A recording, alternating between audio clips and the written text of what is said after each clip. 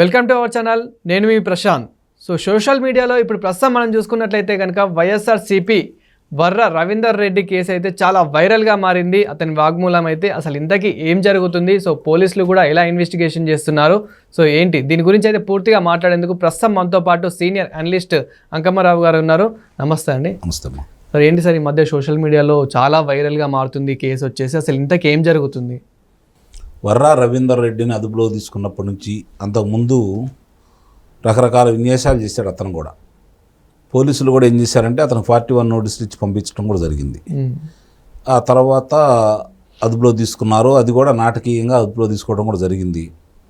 ఈ క్రమంతో ఒక్కసారిగా అతని మీద అంటే చంద్రబాబు నాయుడు గారి కుటుంబ సభ్యుల మీదే కాకుండా జగన్మోహన్ రెడ్డి గారి తల్లి గారి మీద, చెల్లెలు షర్మిల గారి మీద, అలాగే ఇంకో చెల్లెలు సునీత గారి మీద అతను పెట్టినటువంటి చిత్రాలన్నీ చూసిన తర్వాత దాన్ని ఆ రోజు జగన్మోహన్ రెడ్డి గారి అండదాంట్లో అండయ్యని చెప్పనే అతను రెచ్చిపోయాడు.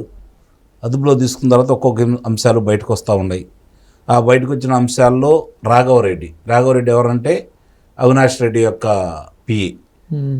అక్కడ నుంచి ఇతనికి సమాచారం అందేదని, డబ్బులు కూడా అతని ద్వారానే అందేయని, వాళ్ళు ఏది చెప్తే అదే చేసేవాళ్ళని, చాలామంది ప్రముఖుల అకౌంట్లు అంటే ఈ సోషల్ మీడియా అకౌంట్లు వాళ్ళకి డబ్బులకు అమ్ముకున్నారని, దాంట్లో వీళ్ళు ఇష్టం వచ్చినట్టు ప్రచురణ చేసేవాళ్ళని చెప్పని ఇవన్నీ కూడా అతను చెప్పాడు.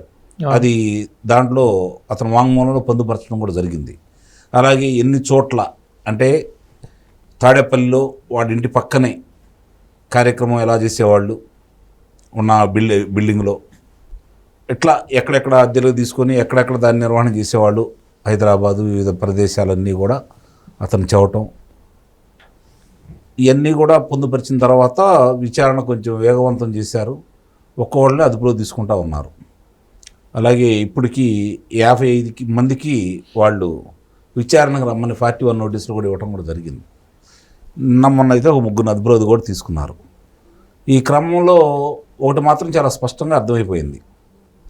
అతన్ని అలాగే బోరుగడ్డ అనిల్ని ఇద్దరిని అదుపులో తీసుకున్న తర్వాత వాళ్ళదైన శైలిలో విచారణ జరుగుతుందని చెప్పని ప్రజలకు అర్థమైన తర్వాత దాదాపు మళ్ళీ అలాంటి వికృతంగా ప్రచురించే కార్యక్రమాలు కావచ్చు, లేకపోతే రాతలు కావచ్చు తగ్గిపోయినాయి అనేది మాత్రం వాస్తవం.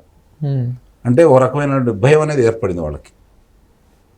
దానికి జగన్మోహన్ రెడ్డి గారు బయటకు వచ్చి వీళ్ళు భయపడుతున్నారని చెప్పని వాళ్ళని ఎంతో మనోధైర్యం నింపాలన్న ఉద్దేశంతో మీరు ఇంతకు ముందులాగానే కొనసాగించండి, అవసరమైతే నా పేరు మీద కొనసాగించండి, నేను చూసుకుంటానని చెప్పిన ఎంత ధైర్యం చెప్పినా మరి ఇవన్నీ కూడా వాళ్ళ మీద పనిచేయలేదనేది మాత్రం చాలా స్పష్టంగా మనకి కనపడుతూనే ఉంది. అంటే జరుగుతున్నాయి అప్పుడు దాకా వాళ్ళకి ఒక నమ్మకం ఉంది, ఈ ప్రభుత్వం చూసి చూడనట్టుగా వదిలేస్తుంది, మనకేమి ఇబ్బంది ఏం లేదు అనే ధైర్యం మొన్నదాకా ఉంది. ఇప్పుడు ఆ ధైర్యం సన్నగిలిపోయింది.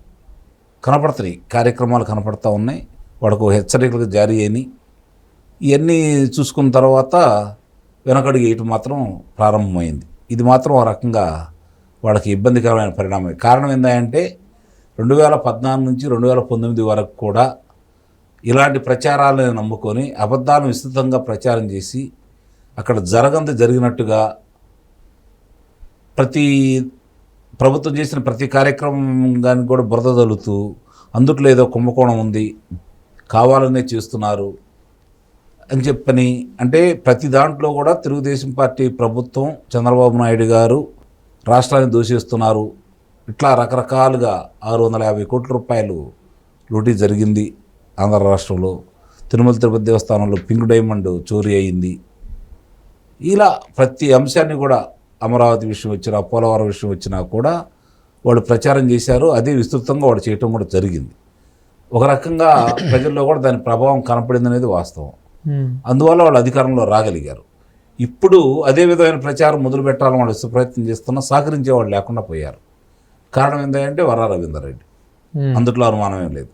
చాలా విషయాలు బయటకు వస్తున్నాయి. బోరుగడ్డ అనిల్ కావచ్చు, వర్రా రవీందర్ రెడ్డి విషయంలో వాళ్ళందరూ అదుపులో తీసుకొని తనదైన శైలిలో కనుక విచారణ మొదలు పెడితే, అంటే ఇప్పుడు అతన్ని విచారణ చేసినందువల్ల చాలా విషయాలు బయటకు వచ్చినాయి కాబట్టి మిగిలిన వాళ్ళని కూడా అదే రకమైన విచారణ మొదలు పెడితే ఇంకా ఎన్ని పేర్లు బయటకు వస్తాయో రాఘవారెడ్డి దగ్గర నుంచి అవినాష్ రెడ్డి దగ్గరికి వెళ్ళొచ్చు, అవినాష్ దగ్గర నుంచి భారతిరెడ్డి దగ్గరికి వెళ్ళొచ్చు, భారతిరెడ్డి దగ్గర నుంచి జగన్మోహన్ రెడ్డి దగ్గరికి వెళ్ళొచ్చు, సజ్జల రామకృష్ణారెడ్డి దగ్గరికి వెళ్ళొచ్చు, సజ్జల భార్గవరెడ్డి దగ్గరికి వెళ్ళొచ్చు, విజయసాయిరెడ్డి దగ్గరికి వెళ్ళొచ్చు.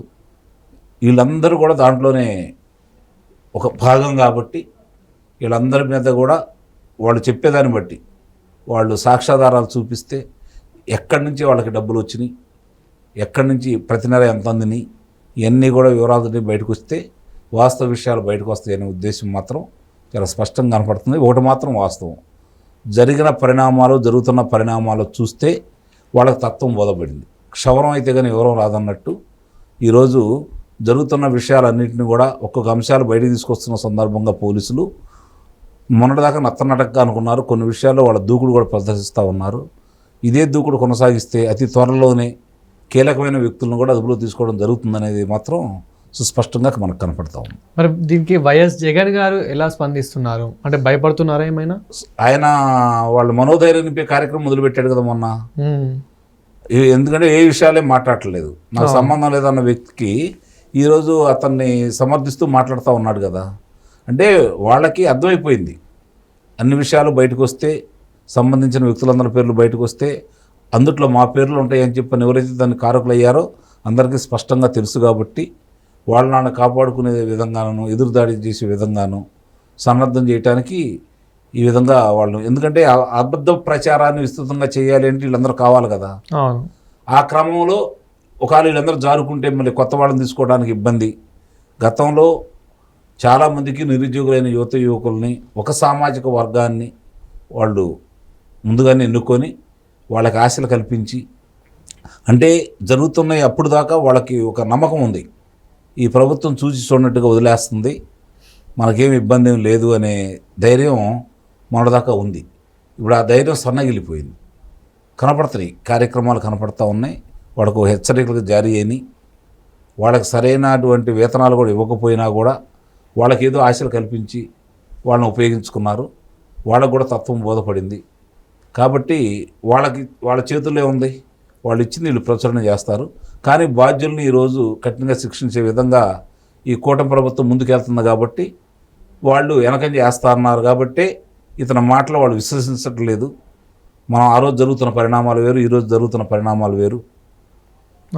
కాబట్టి ఇవన్నీ కూడా వాళ్ళందరూ దృష్టిలో పెట్టుకొని ఉన్నారు. ఇప్పుడు సజ్జల రామకృష్ణారెడ్డి చెప్పినా, లేకపోతే భార్గవరెడ్డి చెప్పినా, విజయసాయిరెడ్డి చెప్పినా, ఎవరు చెప్పినా కూడా ఇన్ని పరిస్థితులు అయితే వాళ్ళు లేరు. ఎందుకంటే వాళ్ళకి అర్థమైపోతూ ఉంది కాబట్టి మన ఎవరో రక్షించలేరనే విషయానికి వాళ్ళు కూడా వచ్చారు. కాబట్టి వీళ్ళకి ఇంకా ఎదురు దెబ్బలు తప్పవని అయితే నేను భావిస్తున్నాను. Thank you sir.